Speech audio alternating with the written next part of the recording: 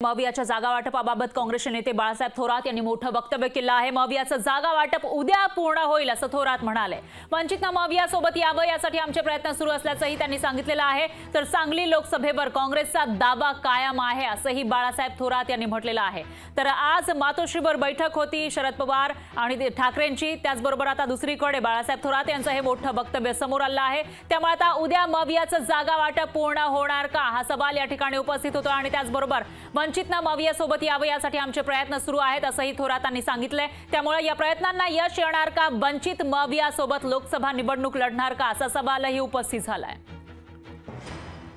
उद्याचा दिवस आमच्यासाठी महत्त्वाचाच आहे। काही चर्चा सुरू आहे, त्या चर्चा संपूर्ण उद्या हा निर्णय बहुतांशी केले जातील असं माझं मत आहे। आम्ही अपेक्षा करतो आहोत की त्यांनी बरोबरच राहिलं पाहिजे।